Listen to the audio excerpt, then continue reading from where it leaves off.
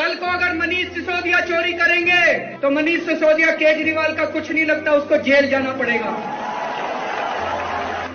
कल को अगर कोई हमारा मंत्री चोरी करेगा, ये मेरे कोई सगे नहीं लगते, इनको जेल जाना पड़ेगा। कल को कोई हमारा विधायक चोरी करेगा, कोई हमारा सगा नहीं लगता, उनको जेल जाना पड़ेगा। और मनीष, कल को अगर मैं चोरी करूंगा तो मैं भी तुम्हारा सगा नहीं लगता, मेरे को भी जेल जाना पड़ेगा। जिस नेता ने, जिस पार्टी ने ऐसी पॉलिसी ला करके दिल्ली वासियों का परिवार बर्बाद करना चाहा, उसी दारू ने आज खुद दिल्ली के मुख्यमंत्री को, उप मुख्यमंत्री को, शिक्षा मंत्री को बर्बाद कर रही है। तो दर्द हो रहा है।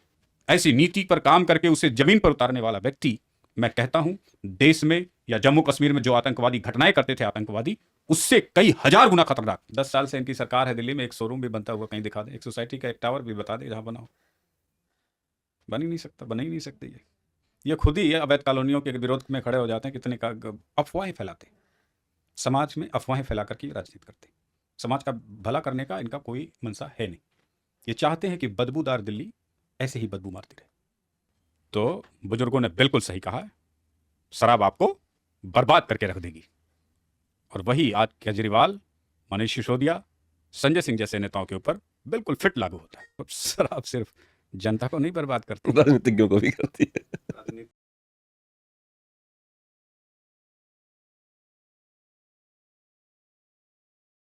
नमस्कार, मेरा नाम है सुशील सिंह और आप देख रहे हैं इक्वलेस। हमारे साथ विनय प्रताप सिंह जी हैं।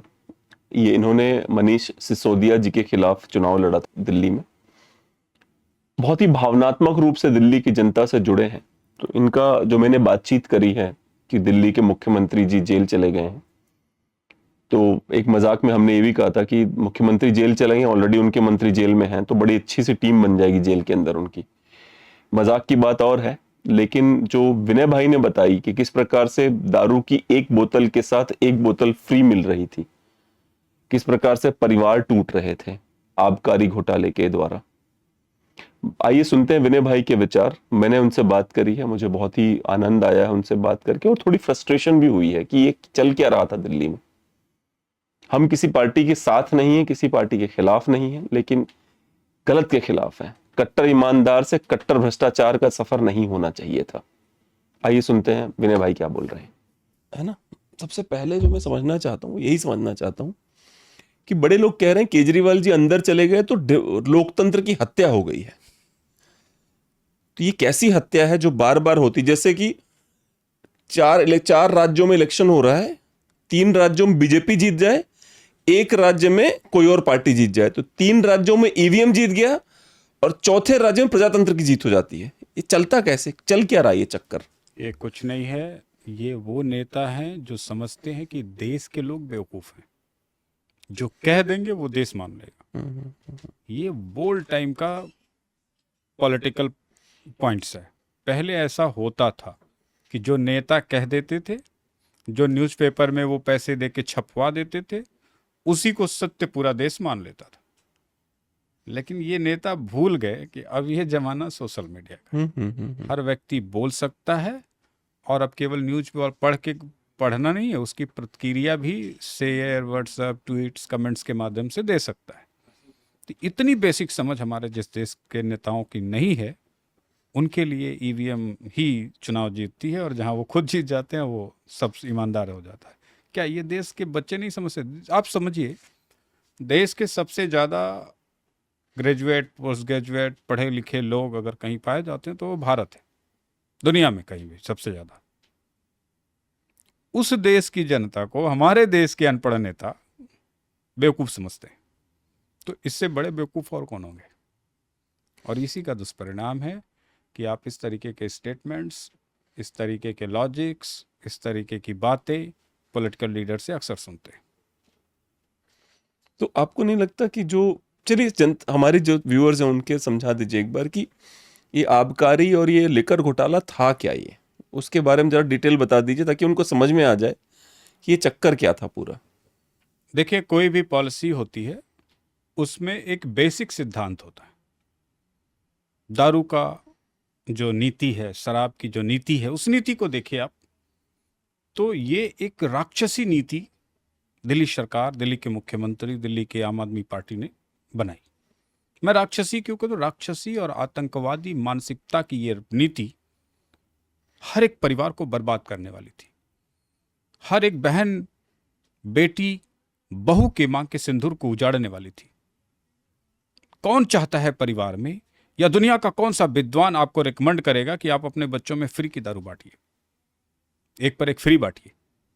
दुनिया का कोई भी। ये भी हुआ था, एक पे एक फ्री भी दे रहे थे। एक पर एक फ्री दे रहे थे।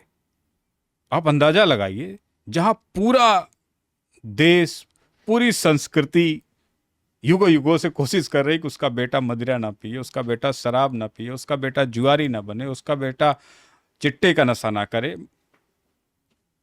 उस दिल्ली में आप एक पर एक फ्री दारू बांट रहे थे। एक एक परिवार को बर्बाद करने की नीति बना रहे थे। एक एक बच्चे के मुंह में जहर डालने की, वो भी हाई क्वांटिटी में, डबल क्वांटिटी में आपने प्रयास किया। केवल पॉलिसी नहीं बनाया, आपने उसे जमीन पर उतार करके बांटना शुरू कर दिया। इसका सीधा सा मतलब है कि आपने या तो किसी आतंकवादी संगठन से या किसी शत्रु देश से कंप्रोमाइज कर लिया, और आपने अपने उसी राज्य की जनता, जिसने आपको सिंहासन दिया, कुर्सी दी, पद दिया, प्रतिष्ठा दी, उसके बच्चों को, उसके बुजुर्गों को, युवाओं को परिवार में एक पर एक फ्री दारू, नशा बांट करके घरों में मातम, किसी के बेटे की मृत्यु, किसी की बहन की, पति की मृत्यु, किसी के बूढ़े बाप की मृत्यु। मेरे परिवार से एक सदस्य खुद ही इस बीमारी से जान आखिरी पल में है। यंग लड़का है, अधिक दारू पीने से ऐसी स्थिति उत्पन्न हो गई। आप सोचें। तो मैं कहता हूं ये एक केजरीवाल और उसकी गवर्नमेंट की एक राक्षसी प्रवृत्ति की नीति थी, जो दिल्ली के एक एक घर, एक एक परिवार को तबाह करने वाली थी। इसे दिल्ली वालों ने, समाज ने, सबने लड़ करके रोका, खत्म करवाया इस पॉलिसी को। और इस पॉलिसी में फिर एक मुख्यमंत्री के द्वारा रिश्वत कांड आता है। जिस दिल्ली के मुख्यमंत्री को देश की जनता ने, दिल्ली की जनता ने सबसे ज्यादा सीटें दी, वो शराब माफियाओं के आगे लेट करके 100 करोड़ के लिए अपने बेटे, अपने बेटियों, अपने परिवारों के बीच में नशा का कारोबार करने लगा, नशा को बांटने लगा, जिससे परिवार के परिवार तबाह हो जाए, समाज का समाज तबाह हो जाए, पूरी यह एक पीढ़ी बर्बाद हो जाए। ऐसी नीति बनाने वाला व्यक्ति, ऐसी नीति पर काम करके उसे जमीन पर उतारने वाला व्यक्ति, मैं कहता हूं देश में या जम्मू कश्मीर में जो आतंकवादी घटनाएं करते थे आतंकवादी, उससे कई हजार गुना खतरनाक समाज के लिए, देश के लिए, दिल्ली के लिए और एक एक परिवार के लिए बन गया था। समाज उससे लड़ा, उसकी नीति वापस हुई और उस पर आज कार्रवाई होते हुए ईडी जेल में लेके जाती है। तो ये वाकया कोई छोटा मोटा वाकया नहीं है। समाज का किसी भी एक्सपर्ट से, दुनिया के किसी भी एक्सपर्ट से आप पूछ लीजिए, क्या वो कहेगा कि आप अपने बच्चे को 2 बोतल दारू पिलाइए एक की जगह? क्या वो कहेगा कि हर परिवार में 2 बोतल दारू जानी चाहिए एक की जगह? क्या वो कहेगा कि उसका जो छोटे छोटे यंग लड़के हैं, पूरी पीढ़ियां हैं, 10वीं 12वीं के बच्चे तक दारू पीने लगे? ये शराब को जानबूझ के महंगा किया जाता है ताकि लोग कम से कम अफोर्ड कर सकें। बिल्कुल। तो मुझे ये पता नहीं था केजरीवाल ये सैद्धांतिक पॉलिसी है भाई। हाँ। कि जहर महंगा हो, टैक्स लगा दो, एक गुटखा 2 रुपए का बेचे, एक गुटखा 12 रुपए का बेचेगा तो डेफिनेटली 12 रुपए वाला थोड़ा कम खाएंगे लोग। लेकिन 1-1 रुपए का 50-50 पैसे का बेचने लगेंगे आप और सारा सरकारी टैक्स माफ कर देंगे ऐसी चीजों से, तो देश तो बर्बाद हो जाएगा। तो देश को बर्बाद करने, राज्य को बर्बाद करने, राज्य के युवाओं की नस नस को बर्बाद करने का षड्यंत्र था ये शराब पॉलिसी। और इसमें भी जब एक मुख्यमंत्री शामिल हो जाए, एक शिक्षा मंत्री शामिल हो जाए और रिश्वत लेकर के अपने ही राज्य को बर्बाद करने लगे, अपने ही परिवार, अपने ही समाज, अपने ही बहन बेटियों को बर्बाद करने लगे, तो सोचिए आपको आतंकवादी की जरूरत पड़ेगी क्या? आपको किसी देश के दुश्मन की जरूरत पड़ेगी क्या? आपको तो ये 1000 आतंकवादियों के बराबर एक ही आतंकवादी काफी है। बिल्कुल सही बात है। जो आपके बच्चों में दारू बांट रहा है, नशे बांट रहा है, चिट्टे बांट रहा है। पंजाब की हालत में युवाओं में देखिए, 18-18 साल के युवा सड़कों पर गिरे पड़े हैं, कई मर गए, कई परिवार तबाह हो गए, किसी के घर में रोजी रोटी कमाने वाले खत्म हो गए। ये लोग तो भाई ये घर में ये रोजी रोटी पहुंचा सकते हैं क्या? पर ये लोग तो ये बोल के आए थे ना कि पंजाब में हम नशा खत्म कर देंगे। नशा तो उतना ही है, ये बढ़ ही गया है, कम अब नहीं हुआ। बताइए, आप दिल्ली जैसे जहां दूसरी बार आपकी सरकार हो, आप फ्री की दारू बांट रहे हो, पूरी एक पीढ़ी को बर्बाद करने का, पूरे एक समाज को बर्बाद करने का, पूरे एक दिल्ली जैसे राज्य को बर्बाद करने की योजना बना करके सड़कों पर उस पॉलिसी को उतार देते हो, गली गली में दारू के ठेके खोल देते हो। ऐसा कृत्य कोई समाज सेवक करेगा, देशभक्त करेगा? अरविंद केजरीवाल कह रहे हैं मैं देश के लिए समर्पित हूं। क्या देश के लिए समर्पित व्यक्ति अपने बच्चों को दारू पिलाता है, अपने बच्चों को नशेड़ी बनाता है, परिवार के परिवार बर्बाद करने की योजनाएं चलाता है, पूरे समाज को नष्ट नाबूद करके शराब के बोतलों में भर देगा? यह कृत्य है एक आतंकवादी के, एक देश के शत्रु को जो कृत्य करना चाहिए वो देश का मुख्यमंत्री, देश का के लिए समर्पित व्यक्ति कर रहा हो, तो सोचिए उसके समर्पण में कितनी आस्था होगी, कितनी निष्ठा होगी, और वो कितना बड़ा सातिर होगा। अभी भी वो ये कह रहा है, तो क्या ये देश नहीं समझ रहा है? इस देश के पढ़े लिखे युवा नहीं समझ रहे, समाज नहीं समझ रहे, और देश की राजधानी में रहने वाले लोग नहीं समझ रहे?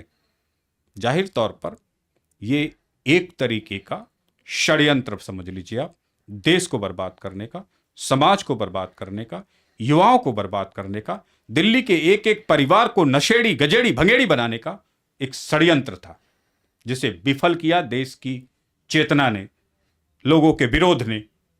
और ये आवश्यक था, ये बहुत आवश्यक था। और ये एक दिल्ली का बच्चा, एक आम बच्चा, आम व्यक्ति आज केजरीवाल के जेल जाने से इसीलिए सुखी है, इसीलिए खुश हो रहा है कि उसका बेटा बच गया दारूबाज बनने से, उसका परिवार बच गया दारूबाज बनने से, उसका समाज बच गया दारूबाज बनने से। जो आप सोचिए, आईएसआई, अमेरिका, दुनिया के तमाम वो देश जो किसी को बर्बाद करना चाहे, पंजाब को बर्बाद करने के लिए क्या किया गया? बिल्कुल बिल्कुल। पंजाब को बर्बाद करने के लिए क्या किया गया? वहां चिट्टे का कारोबार करने लगे लोग, चिट्टे के कारोबार को पाकिस्तानियों ने सपोर्ट किया। नतीजा क्या हुआ? पंजाब के गांव, जिले के जिले बर्बाद हो गए। कई परिवार अब तक उस मार से उबर ना सके, और उसी का सेम पैटर्न, बस वहां चिट्टा चल रहा था, यहां दारू चल रही थी। ये समाज के लिए, देश के लिए बहुत खतरनाक था। और एक मुख्यमंत्री का रिश्वत लेकर के ऐसी नीतियां बनाना देश के किसी भी बड़े दुश्मन को भी मात देने का काम है। उससे आगे निकल करके गाना है ना, दोस्त दुश्मन न करे काम जो काम दुश्मन न करे दोस्त ने वो काम। हाँ, दोस्त ने वो काम किया है। वही हालत अरविंद केजरीवाल की थी, अपने समाज के प्रति, राज्य के प्रति, बच्चों के प्रति, दिल्ली वासियों के प्रति। तो जो विपक्ष बार बार कूद रहा है और कह रहा है कि अब सीएम भी जेल जाएंगे, तो सीएम गलत काम करेगा, जेल नहीं जाएगा? क्यों नहीं जाएगा जेल? क्यों नहीं जाएगा जेल? 100 करोड़ की रिश्वत लेकर के देश के बच्चों के लिए तुम शराब का नशा कारोबारियों के सामने लेट करके तुम बच्चों को कि घरों घरों में जहर भेजने का काम करोगे तो जेल नहीं जाओगे? मुख्यमंत्री तुम्हें इसलिए नहीं बनाया था कि तुम शराब बेचोगे, शराब बच्चों के मुंह में डाल करके एक के पीछे एक बोतल ठूसोगे। देश के बदलाव के लिए, सम्मान के लिए, तरक्की के लिए मुख्यमंत्री चुना था। जब पहले वाली पार्टी या पहले वाले नेता भ्रष्ट हो गए थे, भ्रष्टाचार 1 करोड़ में 95 लाख रुपए खाने लगे थे, तब तुम्हें लेकर के आए थे। तुम्हारी बातों को सुन करके, उम्मीदों को एक जगाया था जो अन्ना के आंदोलन ने, जी। उसकी वजह से लेकर आए थे। आज तो अन्ना ने भी कह दिया कि शराब नीति ठीक नहीं थी, अब मैं तुम्हें सलाह नहीं दूंगा। तो ये जाहिर सी बात है कि आपने अपने समाज के प्रति जो दायित्व था उसके विरुद्ध जाकर के आपने एक आतंकवादी का दायित्व जो था वो निभाया, देश के दुश्मन का जो दायित्व था वो निभाया, अपने बच्चों को मारने का षड्यंत्र था उसे पूरा किया, अपने बच्चों को नशेड़ी बनाने के काम को पूरा किया, अपने बच्चों के हर घर तक जहर पहुंचाने का आपने सबसे बढ़िया काम किया। इसके लिए आपको जो इनाम मिलना चाहिए था वो समाज दे रहा है आज आपको, ईडी, सीबीआई, इस देश की एजेंसियां दे रही। और ये जो आरोप लग रहे हैं कि जानबूझ के इनको अंदर किया जा रहा है ताकि कोई विपक्ष ना बचे और ये हो रहे हैं वो हो रहे हैं, उस पर क्या कहना है आपका? जानबूझ करके इनको क्यों हम फंसाए थे? पॉलिसी लेकर के आप आए थे।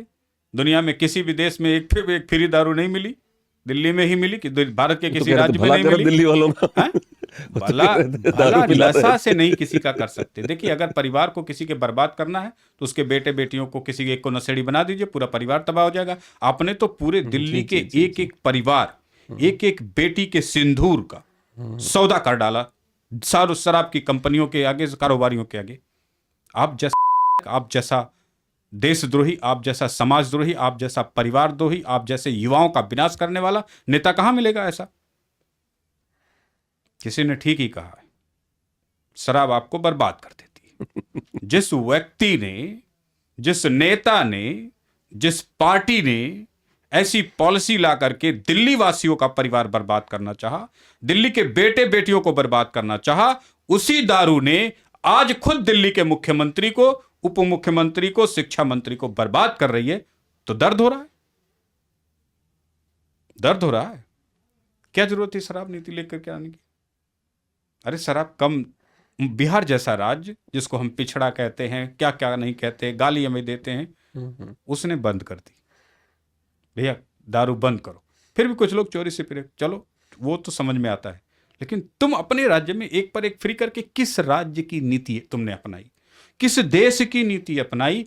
क्या ये नीतियां कोई शत्रु देश अपनाता है? आईएसआई जो चिट्टा पंजाब में भेज करके पंजाबियों को बर्बाद करने का, अपने बेटों, हमारे बेटों को बर्बाद करने का काम कर रही है, वही काम तुमने दारूबाजों के साथ किया। इस नीति का कैसे आप समर्थन करेंगे? जो 100 करोड़ के रिश्वत है, इलेक्शन लड़े हो, खर्चा किए हो, वो तो तुम्हारे डिजिटल प्रिंटों में भी अवेलेबल है, वो तुम्हारी हैसियत से भी पता चलता है। तुम्हारे पास पैसा नहीं है और तुम हेलीकॉप्टर से कैसे चल रहे थे। एक बंदा यूट्यूबर रचित शर्मा नाम है, हाँ? रचित शर्मा, गूगल करो जरा, रचित शर्मा नाम है शायद उसका। वो यूट्यूबर है सर। उसने क्या करा, उसने अपने यूट्यूब चैनल पे चलाई न्यूज़ के केजरीवाल के शीश महल के अंदर 2-3 ट्रेडमिल किराए पे ली गई, जिनका सालाना किराया 13 लाख रुपया था एक मशीन का। तो उस आदमी को पंजाब पुलिस ने, वो बेचारा मुजफ्फरनगर में रहता है, वो किसी शादी से लौट रहा था, उसको ऑलमोस्ट किडनैप करने की हालत में ले गए उठा के उसको। मुझे मालूम, पता है ना आपको वाला केस। तो अब खुद जेल जा रहा तो बड़ा बुरा लग रहा है, दूसरों को तो तुम किडनैप करवा रहे थे। अब देखिए, मैं कह रहा हूं एक सिंपल सा लॉजिक, दुनिया का आतंकवादी भी जो अपने देश के लिए नहीं करता, अपने देश में नहीं करता, वो कार्य बीइंग ए सरकार, being a government, being a chief ministry, being a Delhi का बेटा, बीइंग ए दिल्ली के लिए, देश के लिए समर्पित नेता अगर कर रहा हो, तो हमें आतंकवादियों की जरूरत क्या है? हमें आईएसआई की देश में साजिशें चलवाने की जरूरत क्या है?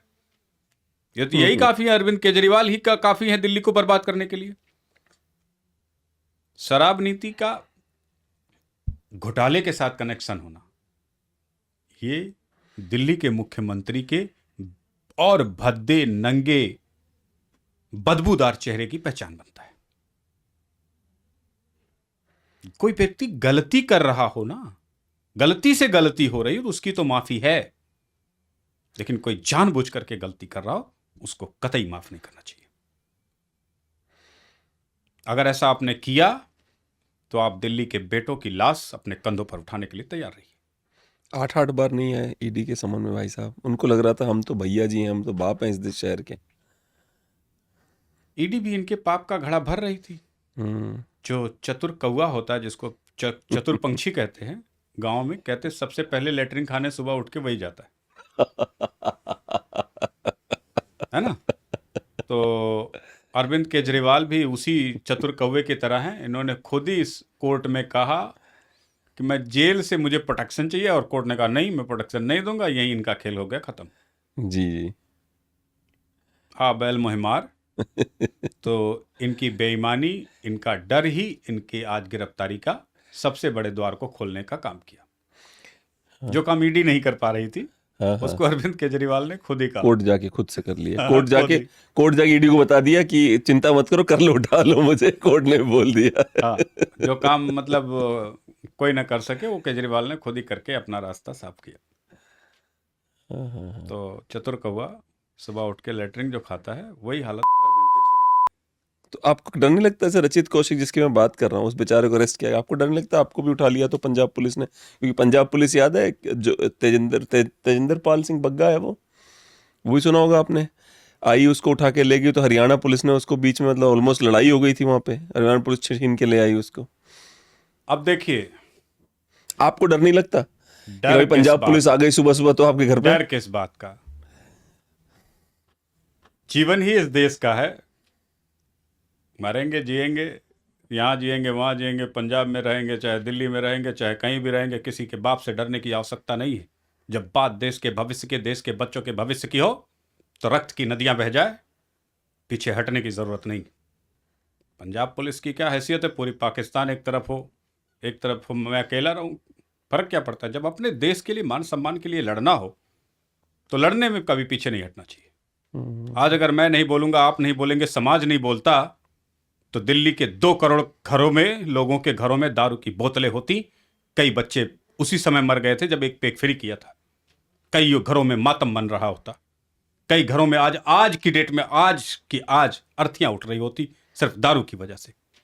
अगर हम अपने बच्चों और दिल्ली वासियों के घरों से अर्थियां ना उठने देना चाहते हैं, तो हमें बोलना पड़ेगा, लड़ना पड़ेगा और सच कहना पड़ेगा। इससे अगर हम पीछे हट जाएंगे तो अर्थी उठाने के लिए कंधा मजबूत करना पड़ेगा। या आप कंधे मजबूत कर लीजिए अपने बेटे बेटियों, बहुओं, पोते पोतियों की अर्थी उठाने के लिए, या बोल करके समाज के विरुद्ध हो रही घृणित कार्रवाइयों के लिए, पॉलिसियों के लिए लड़ने का मादा होना चाहिए आपके अंदर। तो 2 हिस्से में, एक हिस्से में या तो आप अपनी डर पाल लीजिए या अपने बच्चों का भविष्य पाल लीजिए, 2 ही ऑप्शन है। तो दिल्ली की जनता अभी भी केजरीवाल जी के साथ है। जितने भी सर्वे आते हैं ये तो जरूर कहते हैं कि असेंबली इलेक्शन तो जीत ही जाएंगे वो। तो ये कौन सी जनता है जिसको प्रॉब्लम थी इस घोटाले से, या जो आबकारी मामला इसमें समस्या थी, और कौन सी जनता है जो उनको बार बार जिताती है? कौन है ये लोग जो जिताते हैं उनको बार बार? आपने सही कहा। देश में हमेशा उम्मीदों को चुना, मायावती को भी चुना, मुलायम को भी चुना, अखिलेश को भी चुना, लालू प्रसाद यादव को भी चुना, शीला दीक्षित को भी चुना। जब जब देश ने कुछ उम्मीदें देखी, तब तब उसने अपने मताधिकार के प्रयोग से सत्ता को बदल करके रख दिया। जब दिल्ली वालों को केजरीवाल का असली चेहरा आज दिखा रहा है, तो कोई जूते लेके मारने के लिए तैयार है, कोई चप्पल लेके मारने के लिए तैयार है, कोई झाड़ू लेके मारने के लिए तैयार है, कोई पीछे हटने वाला नहीं है। कोई अपने बच्चों की लाश अपने कंधों पर नहीं उठाएगा। दिल्ली चुनाव तो फिर भी जीत जाएंगे, जहां तक जितने भी आंकड़े आ रहे हैं उसके हिसाब से। चुनाव कतई नहीं जीतेंगे, इस बार का नहीं जीत पाएंगे, सवाल ही नहीं पैदा होता। एक मुख्यमंत्री सरगना जो साबित हो गया हो दारू के घोटाले में, दारू की नीति बनाने में, घर घर एक पे एक फ्री दारू बेच करके परिवार के परिवार नष्ट तो नाबूद करने में, उसे आप लगते हैं लोग नेता समझते हैं? शीला दीक्षित को भी मिट्टी में मिलाया था इस देश की जनता ने, मुलायम सिंह को भी मिट्टी में मिला दिया, अखिलेश यादव को भी यंग ब्लड होने के बाद भी मिट्टी में मिला दिया, राहुल गांधी को मिट्टी में मिला दिया, मायावती को मिट्टी में मिला दिया, लालू प्रसाद यादव को मिट्टी में मिला दिया। ऐसे ना जाने कितने नेताओं, कितने पॉलिटिशियनों का कैरियर इस देश की जनता ने मिट्टी में मिला के रख दिया जब उसे पता लगा सच्चाई का। तो ये मान के चलिए आप कि आपको, हमको, समाज को, सबको जनता की सच्चाई लेकर के आनी पड़ेगी। और आज वो जमाना नहीं है कि जो प्रधानमंत्री मोदी चाहेंगे न्यूज़पेपर में छपेगा और कुछ नहीं छपेगा, ये केजरीवाल चाहेंगे 500 करोड़ से वही छपेगा, बाकी कहीं कोई बोलने वाला, सुनने वाला, सुनाने वाला नहीं। 500 करोड़ का एडवर्टाइजमेंट बजट किस लिए? यही सेक्टर 16 का चैनल का मुंह बंद करने के लिए है, जिससे उनके खिलाफ कोई ना बोले। बीच में मुझे याद है दिल्ली घूम रहा था मैं, तो शायद 4 साल पहले हर जगह केजरीवाल जी के पोस्टर लगे हुए थे। हर जगह लगे थे। हाँ, लेकिन आजकल वो नहीं लगते हैं। इसलिए कि जब आलोचनाएं होना शुरू हो गई, हाँ। देश ने, समाज ने, न्यूज़ चैनल ने, बच्चे ने, सबने उनके पोस्टरों की आलोचना की, तो वो पोस्टर हटने लगे। हटते हटते इतना हट गए कि अब उनकी हैसियत नहीं कि दोबारा पोस्टर लगा ले। दिल्ली के पैसे से तो पोस्टर लग रहे थे। जो व्यक्ति दिल्ली के लोगों को शुद्ध हवा नहीं दे सकता, शुद्ध पानी नहीं दे सकता, छोटे छोटे कितने बच्चे हैं जो रोज बदबूदार पानी पी करके बीमार हो रहे हैं, सैकड़ों लाखों बच्चों की जिंदगियां खतरे में हो, ऐसे मुख्यमंत्री के पोस्टर देख के आप क्या करेंगे? वो पोल्यूशन वाला सेंटर क्या था सीपी में जो बंद पड़ा है, जहां उसके बगल से हम गुजरे थे? कोई पोल्यूशन का इन्होंने सेंटर बनाया था सीपी में, सुना होगा। फाग टावर बोलते हैं। हाँ हाँ हाँ, वो बंद है, ताला लगा हुआ है उस पे। बंद ही होगा, ताला ही लगेगा। बाद में इनको पता लगा कि वो फाग टावर काम नहीं कर रहा है, तो इनको करोड़ों मतलब रुपए वेस्ट करके बर्बाद। बिल्कुल, वो प्रॉपर्टी बहुत प्राइम 1 लोकेशन किलोमीटर की इनको वो सड़क बनाने का हैसियत नहीं है, अंदाजा नहीं है जो पोल्यूशन को कंट्रोल करती हो। ये क्या पोल्यूशन कंट्रोल करेंगे?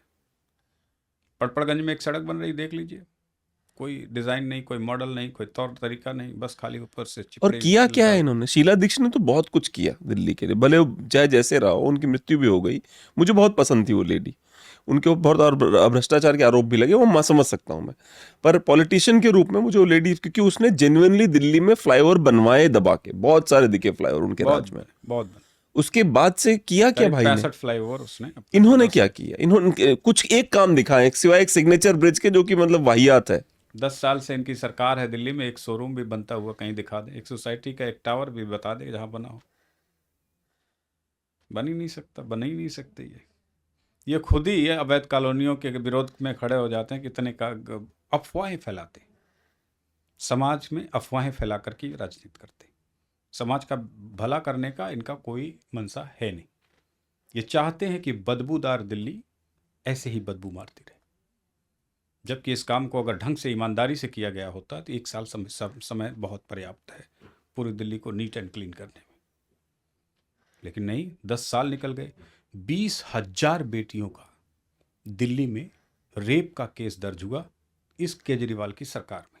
10 सालों में 10 सालों में, 10 क्या, अभी 9 ही समझिए, 9 सालों में 2100-2200 बेटियों का रेप दर्ज हो रहा है 1 साल के अंदर। और ये जो बात मैं कह रहा हूँ दिल्ली पुलिस की वेबसाइट पर अवेलेबल है।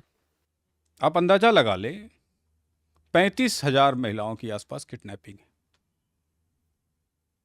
6 से 8,000 स्नैचिंग के मामले। जस्टिस है ही नहीं आपके राज्य में। पर ये तो उस पर बोल देंगे ना कि पुलिस हमारे पास है ही नहीं, हम क्या करें?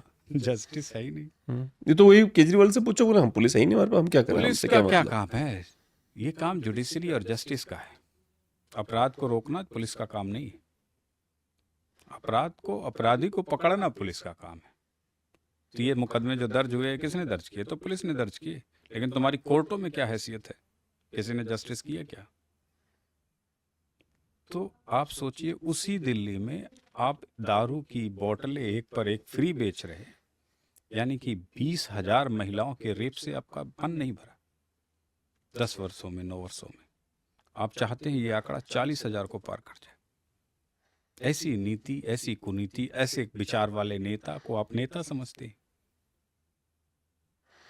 पर केजरीवाल ने बहुत दिनों तक विक्टिम वाली राजनीति नहीं खेली कि मतलब आम बीजेपी नहीं काम करने दे रही है। आपको, आप भी तो आम आदमी पार्टी सपोर्ट से पढ़ते थे किसी जमाने में, आपको भी लगता था कि बीजेपी वाले इसको काम नहीं करने दे रहे हैं, प्रधानमंत्री मोदी और गृह मंत्री इसको काम नहीं करने दे रहे हैं। एक इस बंदे ने एक अपनी चीज बताइए, इमेज बना रखी थी एक चीज विक्टिम कार्ड बताइए, वाली। मैं इलेक्शन लड़ लिया, जीत गया, मैं मुख्यमंत्री भी बन गया, और मैं ये कहूं कि राष्ट्रपति मुझे काम नहीं करने दे रहा है, राज्यपाल मुझे काम नहीं करने दे रहा, तो वे लड़े क्यों?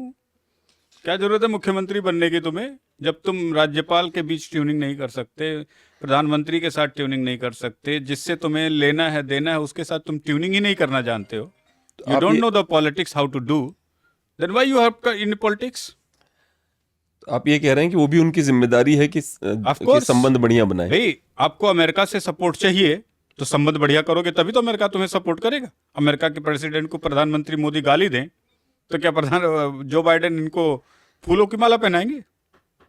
ये डिप्लोमेसी करना एक पॉलिटिशियन का ही तो काम है। अगर तुम्हें नई पॉलिटिशियन का डिप्लोमेसी आती है, नहीं करनी है डिप्लोमेसी, सिर्फ औरतों की तरह लड़ना है, एक दूसरे पे आरोप लगाना है, तो काहे को इलेक्शन लड़े भाई? छड़ो, जाओ अपने बच्चों को देखो, कि पोते पोतियों को देखो, राजनीति फिर किस लिए?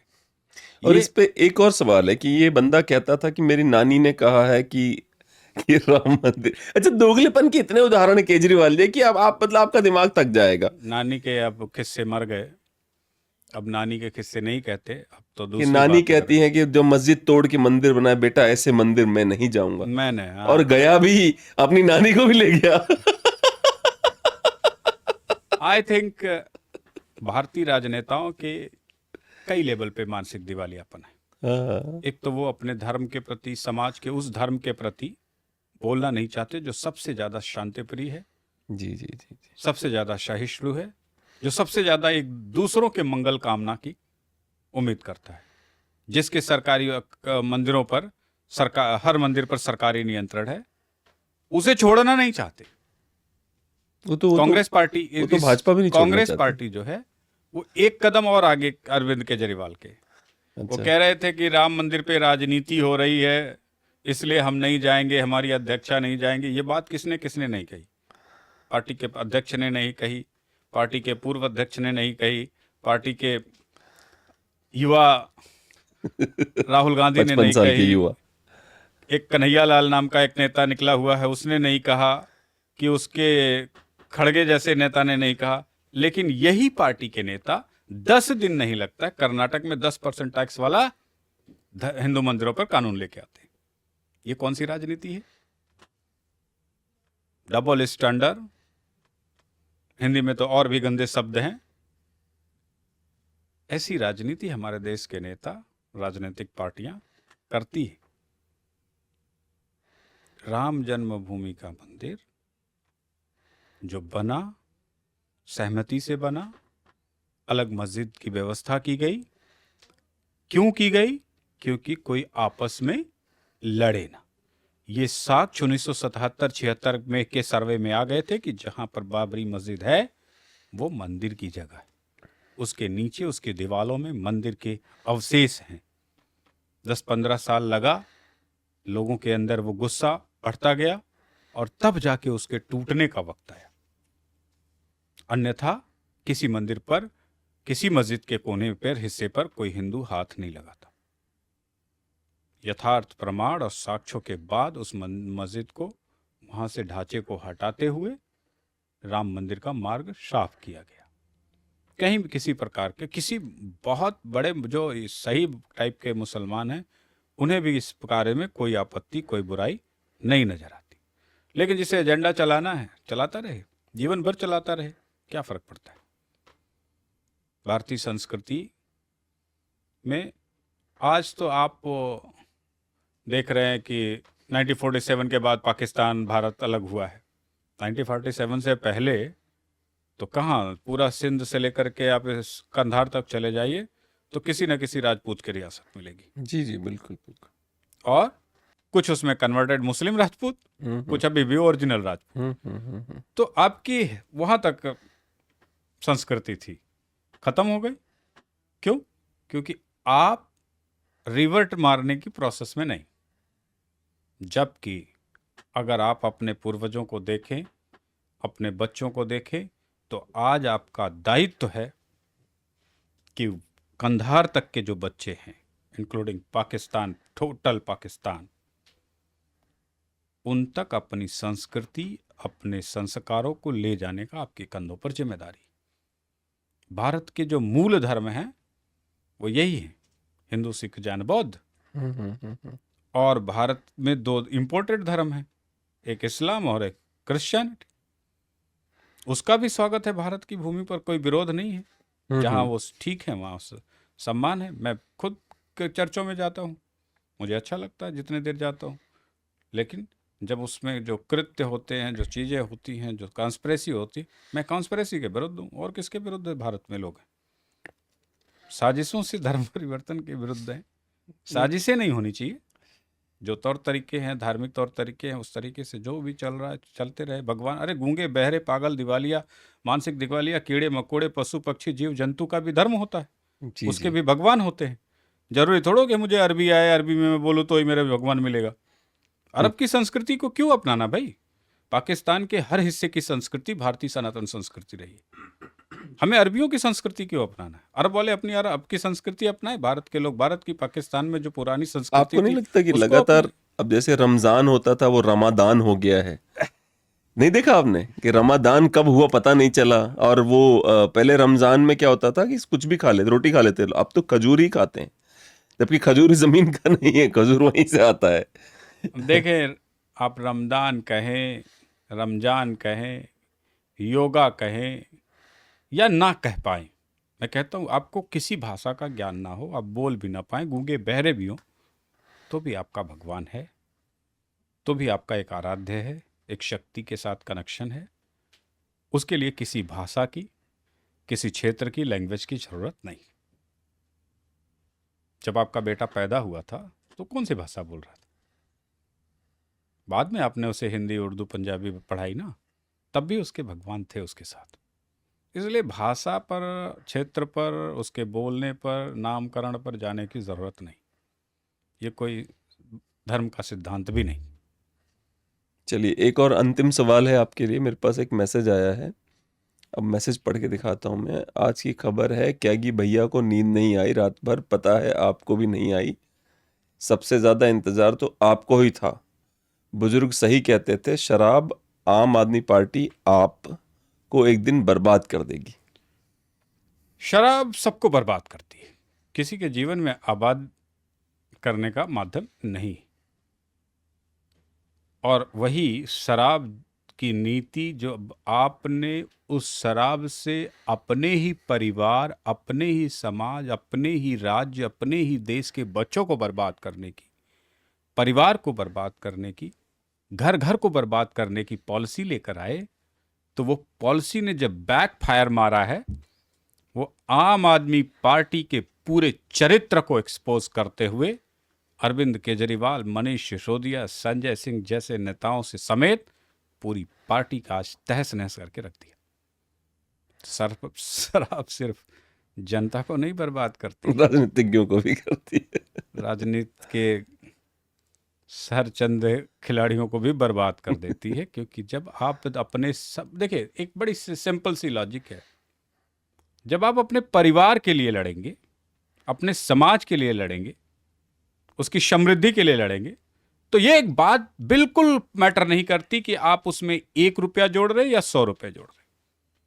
लेकिन जब आप अपने परिवार के विरुद्ध खड़े होकर लड़ेंगे, उसके विनाश के लिए खड़े हो जाएंगे, उसकी तरक्की को रोकने के लिए खड़े हो जाएंगे, उसके मान सम्मान को खत्म करने के लिए खड़े हो जाएंगे, तो आपको नस्तो नाबूद करने का दायित्व उस परिवार का, समाज का, देश का बनता है कि आप जैसे नेता को बर्बाद करके राज्य का, समाज का, परिवार का, एक बेटे का, बेटी का मान सम्मान सुरक्षित किया जाए। केजरीवाल क्या कर रहे थे? केजरीवाल शराब नीति के माध्यम से रिश्वत के लेने के चक्कर में अपने ही देश के बच्चों, अपने ही देश के बेटियों, अपने ही देश के परिवार को नष्ट करने वाली पॉलिसी जमीन पर उतार करके उसको एग्जीक्यूट करने लगे थे। ये उनका दोष है।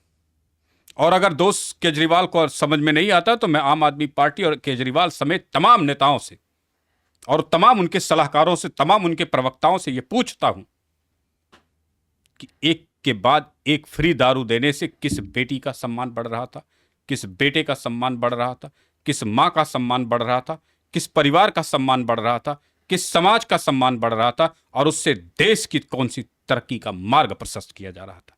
ये काम तो देश के अगेंस्ट लड़ने वाली विनाशक शक्तियां, दुश्मनों की ताकतें जो काम करती हैं, वो हमारे राज्य का, दिल्ली का मुख्यमंत्री, दिल्ली में सत्ता में बैठी पार्टी के नेता कर रहे थे। ये कम बड़ा अपराध समझते हैं क्या आप? तो बुजुर्गों ने बिल्कुल सही कहा है, शराब आपको बर्बाद करके रख देगी। और वही आज केजरीवाल, मनीष सिसोदिया, संजय सिंह जैसे नेताओं के ऊपर बिल्कुल फिट लागू होता है। तो ये थे विनय भाई। आपने सुना किस प्रकार से भावनात्मक हुए जा रहे थे बार बार की दिल्ली की जनता, जो उनका परिवार है उसको किस प्रकार से परेशान किया गया है। मैं आपसे विनम्र निवेदन करूंगा कि हमारे चैनल को सब्सक्राइब करें, वीडियोस को लाइक करें और बेल आइकन जरूर दबाएं। धन्यवाद।